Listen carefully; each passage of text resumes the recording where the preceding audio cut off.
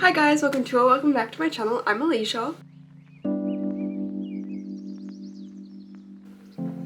It's been a while since I've just sat down and spoken to a camera, but a few days ago I asked my community tab if anyone had any questions for me for a Q&A, and while this isn't the Q&A video, there was one question that came up a lot, and it was about my anxiety and my mental health and how I deal with it. So I thought I would just come on here, sit down and chat to you guys about my anxiety, how I cope with it, some strategies that I've learned over the years to help deal with it and help relieve it. This video is kind of going to be more about how I deal with my generalized anxiety, not so much the social anxiety. That's a whole nother realm of techniques and management tools that I use. These are more for like general anxiety when I'm not quite sure what's going on, but I've got that anxious feeling, and how I deal with that feeling before it gets too much, too overwhelming, and it leads to a panic attack or an anxiety attack or any of those issues. So this is kind of a video for like generalized anxiety, kind of techniques I use for that. Let me just preface this video by saying I'm not a psychologist. I don't have a psychology degree.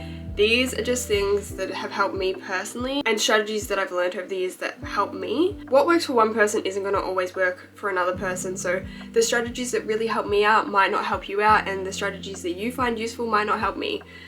That's just how individuals work. But for a bit of background, I have suffered from anxiety for as long as I can remember. One of my earliest memories of my anxiety was separation anxiety from my mom. Going to preschool and going to kindergarten was a nightmare. I hated having to be away from my mum even just for a few hours. It just filled my whole body with fear.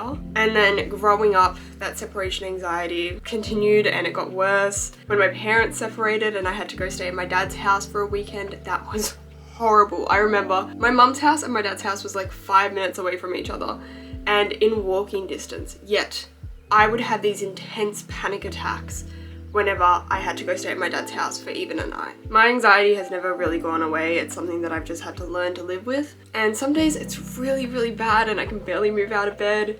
Other days it's barely even there. But honestly, recently my anxiety has been all over the place. It has not been good, and that's kind of what inspired me, along with all the comments of people asking, to make this video, just to share some of the things that I've been doing to help myself out, and maybe it's gonna help you out. Now, I'm just gonna say this. I don't do meditation. I've had so many psychologists and so many counselors recommend, try Smiling Mind, do some meditation. It just doesn't work for me. It never has.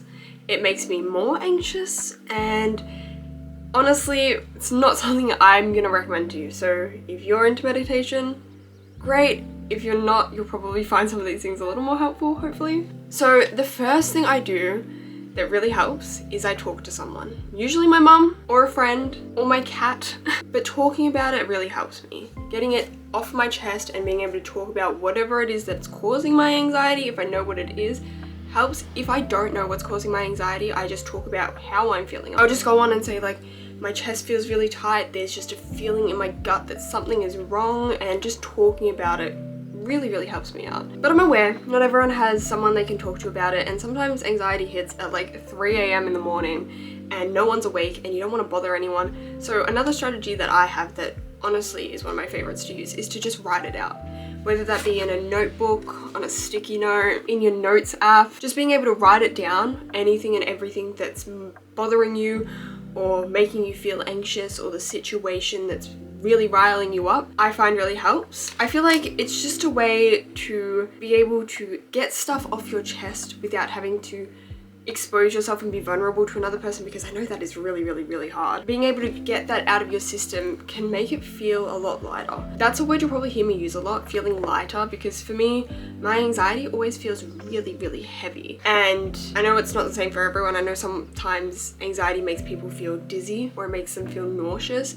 For me, it just feels heavy, like I'm sinking. It's awful. But being able to get it out some way by talking to someone or even just writing it down, as I said, helps to relieve that feeling. Another thing that I really like to do is listen to music. I've always used music as a way to kind of escape. I focus on the lyrics. I find songs that I can really relate to in that moment that make me feel like I'm not so alone. And it's able to distract my mind, even if it's just for 5 minutes. That can be all that I need. I find a lot of times in social situations, if I've got my headphones and everything's getting really overwhelming, I just put my headphones on, I start playing my music, my favorite songs, the songs that make me feel at home, relaxed, grounded, and it centers me. Another thing that I like to do is watch YouTube, scroll on TikTok, scroll on Instagram, just distract myself some way. And I find the easiest way for me to do that is on my phone. So I will just open up YouTube and just watch, I don't know, a random Minecraft video. I found this video ages ago. It's like, wait, what is it? I spent 100 days in a zombie apocalypse in Minecraft. It's so silly, but whenever I'm feeling anxious, I'll just put a silly little video on. Usually Minecraft, because it's just something I enjoy. It just helps to distract me of everything else going on. It's like, wow, look at this silly little Minecraft video. But that's another thing that I find really helps. Also music videos, because then it's the music aspect, but I also have a visual to go with that to help calm me down. Or just scrolling mindlessly on TikTok and just letting my mind be consumed by this media. It's probably not great, but it helps me out. Now, I'm a creative person. I'm an artist, and so this might be a little bit different for everyone, but when I'm feeling anxious, I like to draw.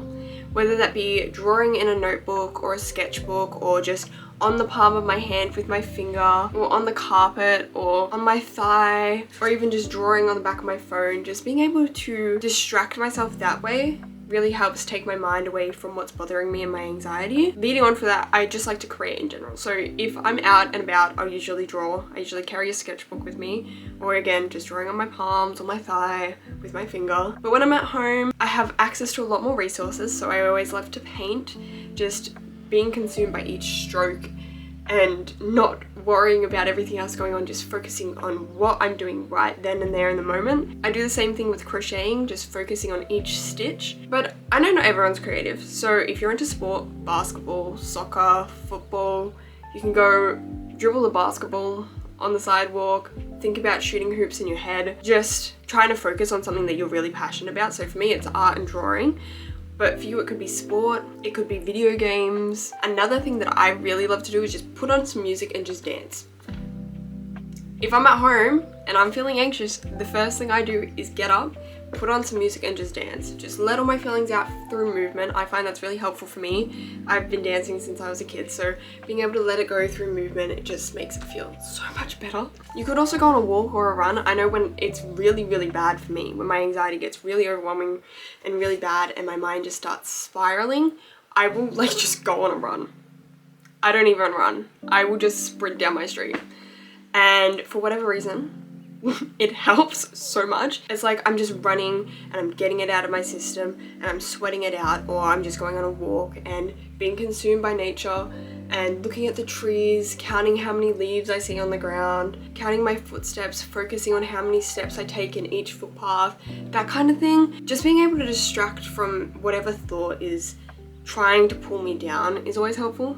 And kind of the last thing I'm going to include in this video is hugging something or someone. Going and giving my mum a hug, hugging a teddy bear, hugging my pillow, being able to just squeeze it out, being able to just hug someone and be grounded that way really helps. It brings me back to the moment, to the current, to the present, not being consumed by what ifs or the past. Just being able to feel myself being here in the moment is so helpful.